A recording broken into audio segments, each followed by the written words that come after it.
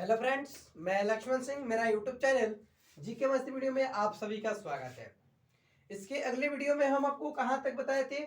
हम आपको बताए थे कि बाइनरी सॉल्यूशन या टर्नरी सॉल्यूशन, क्वाaternary सॉल्यूशन और प्लायर सॉल्यूशन, ये हम आपको उसमें बताए थे, लेकिन उसका डिफिनीशन नहीं लिखाया था।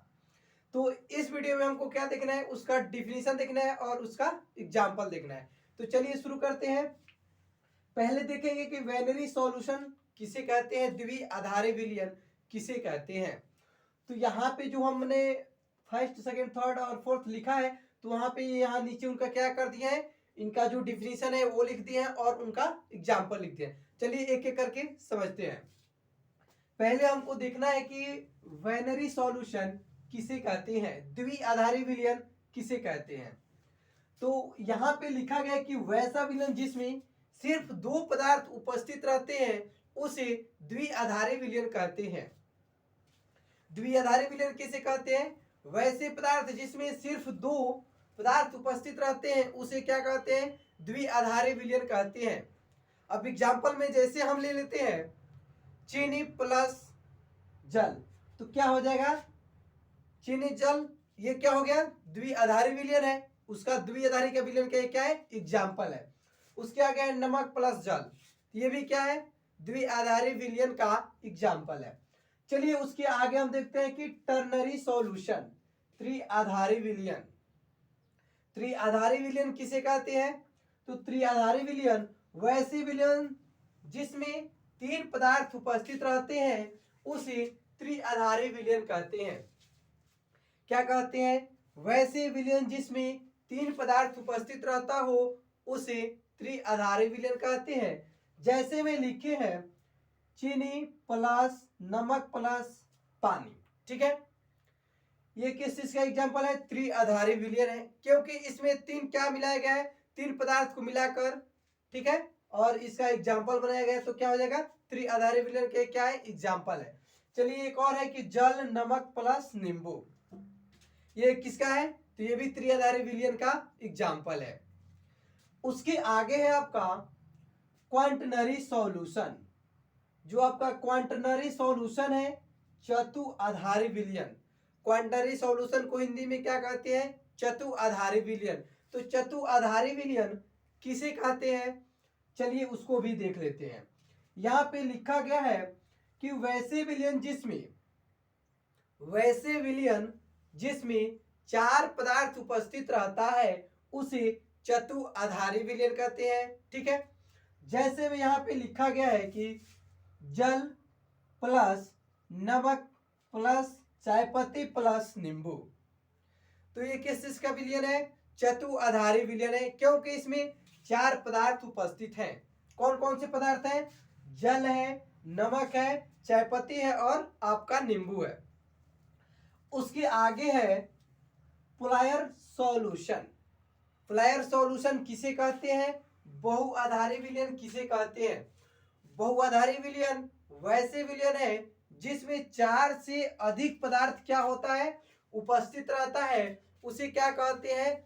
बहुआधारी विलयन कहते हैं। यहां पे लिखे इसका डिफिनीशन। वैसे विलयन जिसमें चार से अधिक पदार्थ उपस्थित रहता है उसे बहुआधारी विलयन कहते हैं। जैसे में चीनी नमक प्लस नींबू प्लस चाय पत्ती प्लस आदि, क्या है? चार से अधिक पदार्थ चतुआधारी विलयन में उपस्थित है, बहुआधारी विलयन में उपस्थित है, उसे क्या कहेंगे? बहुआधारी विलयन कहेंगे। तो ये रहा आपका क्या, जो टाइप ऑफ सॉल्यूशन था। तो उनके ये कितने सॉल्यूशन है?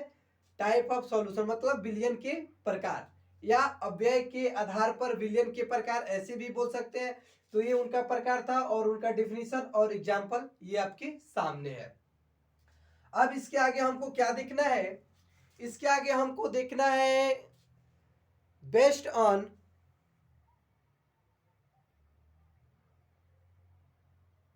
इसके आगे हमको क्या पढ़ना है?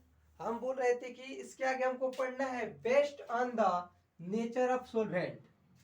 Based of the nature of solvent मतलब कि विलायक प्रकृति के आधार पर, मतलब जो विलायक है उसे प्रकृति के आधार पर कितने भागों में बांटा गया है, तो उसको दो भागों में बांटा गया है। कौन कौन? एक्वस सॉल्यूशन जिसको क्या बोलते हैं? जलीय विलयन बोलते हैं। और दूसरा आपका नॉन एक्वस सॉल्यूशन जिसको कहते हैं अजलीय विलयन। पहले जानेंगे कि जलीय विलयन किसे कहते हैं। वैसा विलयन जिसमें जल क्या है? विलायक के रूप में उपस्थित रहता है। किसमें? विलायक के रूप में उपस्थित रहता है, उसे क्या कहते हैं?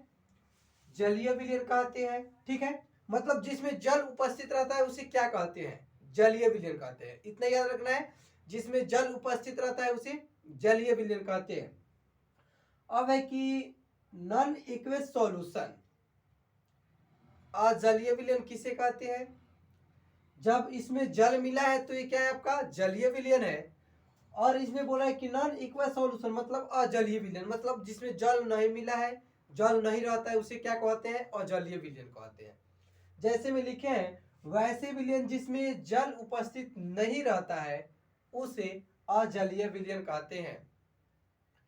चलिए, तो ये आपका हो गया कौन सा? विलायक प्रकृति के आधार पर दो हो गया। अब उसके आगे हमको देखना है कि based on the concentration, based of the concentration मतलब सांद्रता के आधार पर, सांद्रता के आधार पर मतलब कि सांद्रता के आधार पर जो विलयन है इसके कितने भागों में बांटा गया है। तो पहला है कि डाइल्यूट सॉल्यूशन जिसे क्या बोलते हैं? तनु विलयन बोलते हैं, तनु विलयन। और जो आपका 2 नंबर है वो है कंसंट्रेशन या कंसंट्रेटेड सॉल्यूशन, कंसंट्रेटेड सॉल्यूशन। तो इसे क्या कहते हैं? सांद्र विलयन। पहले हम जानेंगे डाइल्यूट सॉल्यूशन तनु विलयन किसे कहते हैं। तो इसका जो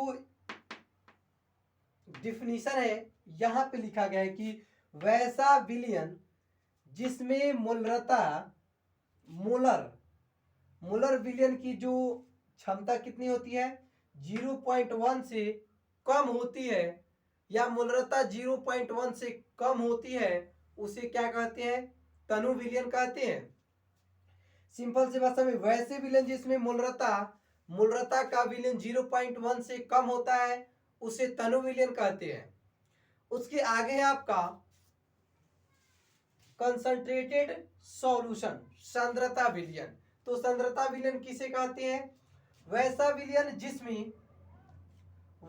विलयन जिसमें मूलरता का जो विलयन होता है 0.1 से ज्यादा होता है उसे सांद्रता विलयन कहते हैं।